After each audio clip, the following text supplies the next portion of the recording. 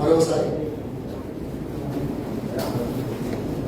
కేసీఆర్ గారి నిజ స్వరూపాన్ని, కాంగ్రెస్ పార్టీ ఆలోచనలు ముందుంచే అవకాశం తీసుకున్న సందర్భంలో వాళ్ళందరికీ కూడా నచ్చింది.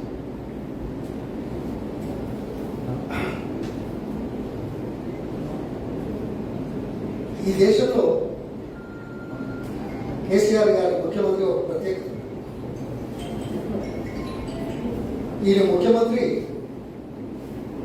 తెలంగాణ ప్రజలందరికీ ముఖ్యమంత్రి లేక ఒక ఉప ఎన్నిక ముఖ్యమంత్రిగా చరిత్రలో మిగిలిపోతాడేమో అనే భావం. By election CM are by election head of the state, ఉప ఎన్నికల ముఖ్యమంత్రి, ఈ మాట ఆషామాషి. సరే, ఉప ఎన్నికలు వస్తుంటాయి, ప్రజలకు మరిన్ని సంక్షేమ కార్యక్రమాలు, అభివృద్ధి కార్యక్రమాలు ప్రభుత్వంలో చేస్తూ ఉంటారు, కాదనేది కాదు. కానీ ఒక ముఖ్యమంత్రి స్థాయిలో ఉప ఎన్నికల నేపథ్యంలోనే ప్రజా సదస్సులు, సమీక్షలు ఆయా నియోజకవర్గాలకి పరిమితం చేసేటువంటి ముఖ్యమంత్రి అయితే ఇవాళ నేను అనుకున్నాను అఫీషియల్ ప్రోగ్రామ్ కూడా నేను అందులో సోషల్ మీడియాలో పెట్టాను. ఆయన 11 నుంచి 1 గంట లోపల సమీక్ష అయిపోతుంది. నేను అందుకే మీ ద్వారా 1 గంటని ప్రెస్ మీట్ పెట్టాను. ఆయన ఇంకా కొనసాగుతున్నది, చాలా ఆలస్యమైంది. దాదాపు 1 గంట 50 నిమిషాలు ఆలస్యంగా పోయినట్టున్నారు. ఎందుకంటే నిన్న 7:30 గంటలు మంత్రిమండలి సమావేశం నిర్వహించినట్టుగా సమాచారం వార్తాపత్రికలు కానీ ఇంకా దీంట్లో కానీ చేయండి. చాలా కష్టపడ్డారు. అన్ని డిపార్ట్మెంట్ హెడ్స్ ఉన్నారు, మంత్రిమండలి సభ్యులు ఉన్నారు. చాలా సుదీర్ఘంగా చర్చ చేసేది కానీ ఒక్క అఫీషియల్ నోట్ కూడా రాదు. సరే, అది పక్కన. అంతసేపు చర్చించిన తర్వాత బహుశా ఆలస్యమైంది ఇవాళ అక్కడికి కూడా. ఏదో మరవాకులే కదా, ఎక్కువ మంది చేస్తే అలిసిపోతుంది కదా, కుదరడు ఇవ్వడానికి కష్టమవుతుంది కదా, అందుకే పోయింది. నేను దాన్ని తప్పట్లేదు. కానీ నేను ప్రజల ముందుకు మీ ద్వారా పోవడానికి ఆయన పూర్తి సమీక్ష జరిగిన తర్వాత పోదామని నిర్ణయించుకున్నందుకు ఈ ఆలస్యానికి నేను సమాధానం అంతే తప్ప వేరు. ఇంకా అది దురదృష్టం ఏంటంటే ఈయన బై ఎలక్షన్లో చెప్పిన దానికి పోతున్నాను, సమీక్షిస్తున్నాను అన్నాడు. ఈ విషయాలన్నీ మంత్రిమండలిలో సమీక్షించారు. ముఖ్యమంత్రి స్థాయిలో చేసిన తర్వాత అక్కడికి పోయి మళ్ళీ జిల్లా అధికారులతో, స్థానిక నాయకులతో సమీక్ష చేస్తున్నారు. ఇది ప్రచార ఆర్పాటమో లేకుంటే పూర్తిగా తెలియజేయాలి. ఉప ఎన్నికల సందర్భంగా ఇచ్చిన హామీల అమలు సమీక్ష అనే మాట చెప్తున్నారే. నేను ఒకటే ప్రశ్న, ఏం కేసీఆర్ గారు 2014 ఎన్నికల ముందు ప్రజలకు ఇచ్చిన వాగ్దానాలు కానీ 2018 ఎన్నికల ముందు 4.5 సంవత్సరాలు ప్రభుత్వం నడిపిన తర్వాత మీరు ఇచ్చిన ఎన్నికల హామీ కానీ, ఉప ఎన్నికలు ఇది మన గ్రేటర్ హైదరాబాద్ మున్సిపల్ ఎన్నికల ముందు ఇచ్చిన హామీలను కానీ మీరు సమీక్షిస్తున్నారా, అమలు చేస్తున్నారా? దీనికి సమాధానం ఏమో చెప్తావు కేసీఆర్? ప్రజల ముందు కావట్లేదే. అప్పుడెప్పుడో 6.5 సంవత్సరాల కింద వరంగల్ వచ్చారు.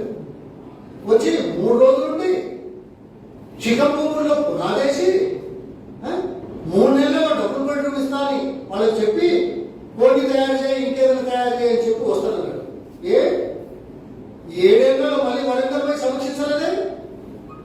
మీ డబ్బులు బెడ్రూమ్ ఏమని పాపం వాళ్ళు కోడి పట్టుకొని వెయిట్ చేస్తున్నారు. అక్కడ వస్తామేమో. సరే, ఈ సమస్య మాట్లాడదాం. ఖాళీగా నాగార్జున ఏం చెప్పావే? రాష్ట్రంలో గత కొన్ని సంవత్సరాల నుంచి పోడు భూముల మీద గిరిజనులు ఆందోళన చెందుతూ ఉంటే, అన్యాయాలకు గురవుతూ ఉంటే, చనిపోతూ ఉంటే పట్టించుకోలేదే.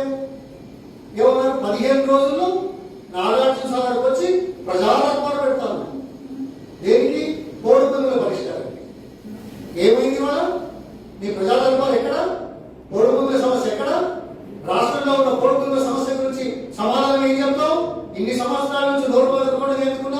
చేస్తానంటున్నా చేసావా? ఇది చాలా దుర్మార్గమైన చర్యలు. ఎందుకు మళ్ళీ హుజరాబాద్ వస్తున్నది కాబట్టి నాగార్జున సాగర్ పోయినాడు, ఏదో 6 నెలలు 3వ పోయినట్ట. ఓ చాలా సంతోషం, బై ఎలక్షన్ కదా, గాడికే పోతాడు. ఇంకెక్కడ పబ్లిక్ పెట్టినాడే, ఇంకెక్కడ సమీక్ష చేశాడా? చేయలేదు కదా. ఓకే చేయని, ఎక్కడ చేస్తే ఉన్నది ఏదో పని అవుతుంది కదా అని ఎవరైనా అనుకుంటారు. ఇవాళ హుజరాబాద్ ఎన్నికలు ఉన్నాయనే ఉద్దేశంతోనే కదా నాగార్జున సాగర్ ఉప ఎన్నికల్లో చెప్పిన హామీలను నేను చేస్తున్నా, ఈ ఆర్డర్లు ఇచ్చిన ఎక్కడయ్యా నీ నోటిఫికేషన్ రైతు బంధుది ఇంకా రాలేదే. చెప్తున్నావు 16వ తేదీ నుంచి, సరే రేపో ఎల్లుండో ఇస్తాను. ఎందుకంటే ప్రచారం కావాలి, ఎక్కువ మరగా జనాలు మీడియా ఇవ్వండి. దీనికంటే ముందు ఒక్క మాట చెప్తాను, ఎందుకంటే నాగార్జున సాగర్ కదా దానికి సంబంధించి. నాగార్జున సాగర్ ఎడమకాలంలో తెలంగాణ వచ్చిన తర్వాత మనం ఎడమకాలం గురించి మాట్లాడతాం, కుడికాలం గురించి మాట్లాడాల్సిన అవసరం. ఈ 7 ఏళ్లలో ఎడమకాలంలో నీళ్ళు ఎప్పుడు విడుదల చేస్తారో తెలుసా కేసీఆర్ గారు? ఈ ప్రభుత్వంలో కానీ ఉమ్మడి ప్రభుత్వంలో కానీ ఎప్పుడు చేస్తారు? July 1st week, July 15 maximum. ఈ సంవత్సరం ఎప్పుడు విడుదల చేసేవాళ్ళే? నిన్న ఆగస్టు 1. అదెప్పుడు? మధ్యాహ్నం ఎడమకాలంకు, సాయంకాలం గేట్లు ఎత్తేసి.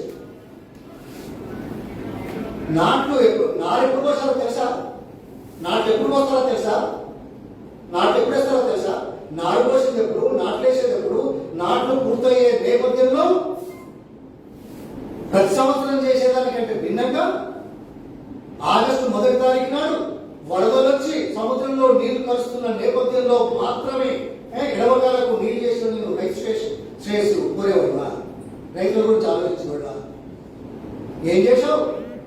జూన్లో నాగార్జున అంటే శ్రీశైలం నుంచి, నాగార్జున సాగర్ నుంచి, పులిచింతల నుంచి విద్యుత్ ఉత్పత్తి చేశావు. ఏదో రాష్ట్ర హక్కులు అనే దాంట్లో చేశావు. చేసి ఎన్ని టీఎంసీల నీళ్ళు సముద్రం పాలైనాయి? 45 టీఎంసీల కంటే సబ్జెక్టు కరెక్షన్ సముద్రం పాలైనాయి. కానీ రైతులకు ఇవాళ విడుదల చేసినంత 500 క్యూసెక్కులు అంటే నెల రోజులు ఇచ్చినా కానీ 1 టీఎంసీ నీళ్లు కావు. ఇది రైతు ఉపయోగపడదు కదా. 45 టీఎంసీల నీళ్లు సముద్రం పాలు చేసిన వాడివి. నీ దుందుడుకు చర్యల వల్ల రాష్ట్ర హక్కులు కాపాడుతున్న నేపథ్యంతో కేంద్ర ప్రభుత్వం అజమాయిషీ తీసుకొచ్చిన నీచ చరిత్ర నీదైతే రైతుల గురించి పట్టించుకోకుండా నాగార్జున సాగర్ ఎడమకాలం కింద కొద్ది నీళ్ళు 500 క్యూసెక్కులు కలిసి వచ్చేది కదా, సాయపడేది కదా. ఇది ఎందుకు చేయలేదు? నేను ప్రశ్నకు సమాధానం చెప్తావా?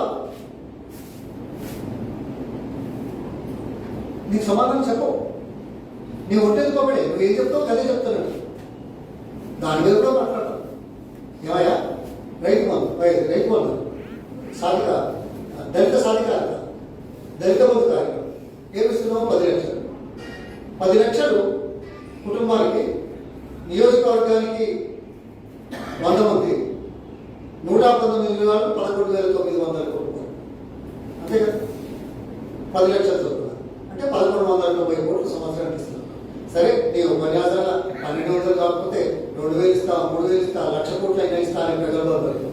నేను దాని జోలిపోను. కానీ చెప్పింది రిపీట్ చేస్తాను.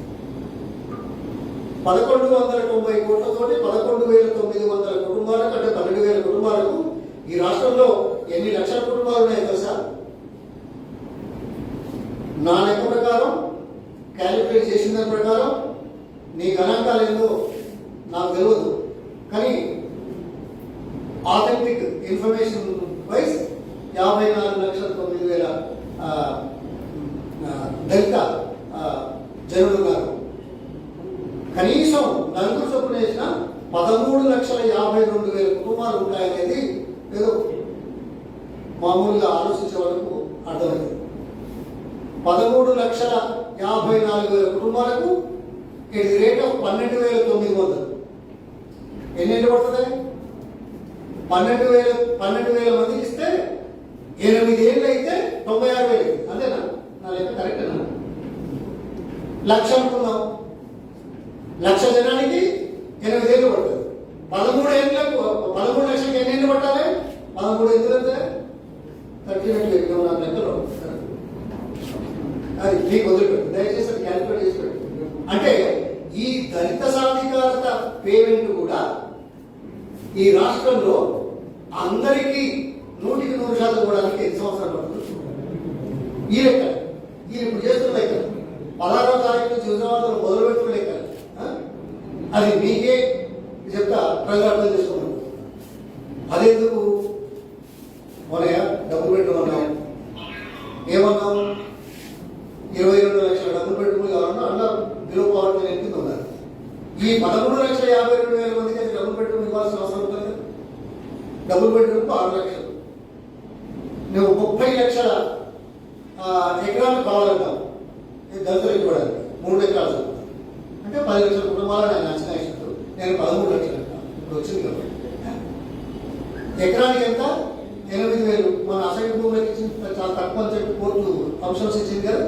8 లక్షలు వేసిన 8 3 24, 6 లక్షలు ఇంటికి ఇచ్చిన 30 లక్షలు. 30 లక్షలు ఈ 11,900కి 100 మందికి ఇచ్చిన ఎంత అవుతుంది? దాదాపు 3,600 కోట్లు సంవత్సరానికి.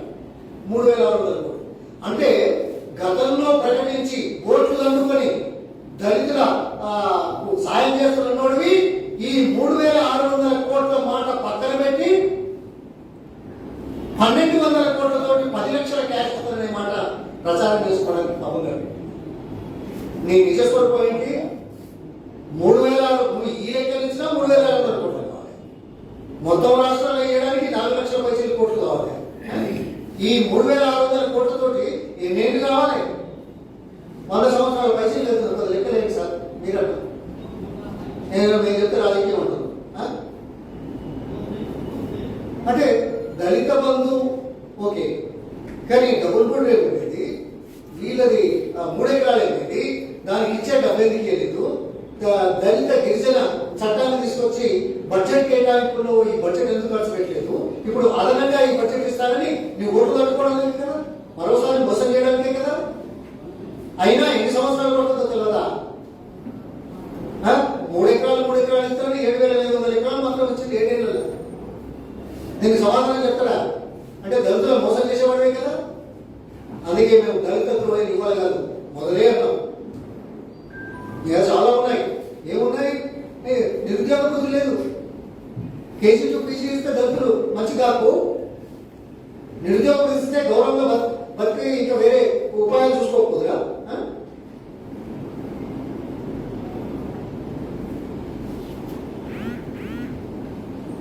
ఇంటికో ఉద్యోగం అన్నావు. ఆ ఉద్యోగం ఇస్తే దళితులు ఇప్పటికీ సర్వస్వతంత్రంగా మంచి నమ్మకం కదా. 50,000 ఉద్యోగాలు పోయిన క్యాబినెట్ లో ఏమన్నాడు? 5 రోజుల్లో 3 రోజుల్లో నోటిఫికేషన్ ఇస్తామన్నాడు. తర్వాత 20 రోజులకి ఏదో వచ్చింది. ఇంట్లో కూడా దాన్ని ముచ్చటలేదు, నోటిఫికేషన్ ముచ్చటలేదు. అలా 50,000 ఉద్యోగాలు అయితే దళితులకు గిరిజనులకు 22, 23 మొత్తం కలిపితే ఎంత అవుతుంది? 18, వాళ్ళది 8, 9 ఉన్నది కదా. 26%, 1/4 అంటే దాదాపు 12,500, 13,000 కుటుంబాలకు ఉద్యోగాలు వచ్చింది కదా. దీనికి సమాధానం ఏం చెప్తావు? అవన్నీ చెప్పినే చేయకుండా కొత్త మాటలతోటి కొత్త నినాదాలతోటి చేస్తున్నాం అనేది ప్రజలు అర్థం చేసుకుంటున్నారు. ఈ ఎస్సీ ఫైనాన్స్ కార్పొరేషన్ నిధులు వ్యాపారం తయారైంది ఇస్తారు కదా.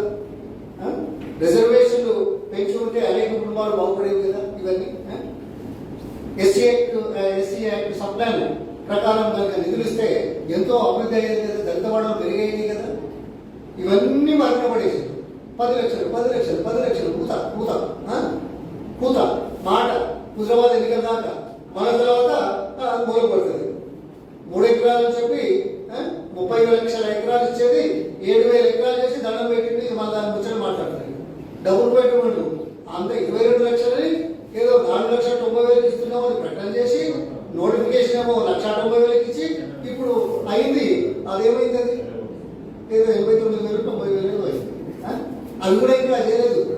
అవి కూడా ఇదైతున్నది, వర్షాలకు ఇదైతున్నది. నీ దోపిడీకి అదొక చేస్తున్న డబ్బులు పెట్టు. అందుకే నువ్వు ఇదివరకు దళిత ద్రోహి అన్నావు, దళితులకు అన్యాయం చేస్తావు. గిరిజన ద్రోహి అన్నావు, 12 శాతం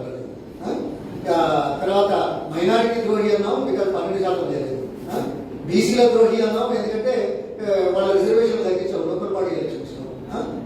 ఇవాళ తెలంగాణ ద్రోహిగా చరిత్రలో నిలబడ్డావు. తెలంగాణ సెంటిమెంట్ తోటి అధికారంలోకి వచ్చి తెలంగాణ ప్రజల హక్కులు కాలరాసే విధంగా, తెలంగాణ ప్రజల ఆత్మగౌరవాన్ని దెబ్బతీసే విధంగా, తెలంగాణ ప్రాంత ప్రయోజనాలను కాపాడలేని దౌర్భాగ్య ముఖ్యమంత్రిగా, తెలంగాణ ద్రోహిగా చరిత్రలో నిలబడతామనే సంగతి రుజువు అవుతుంది.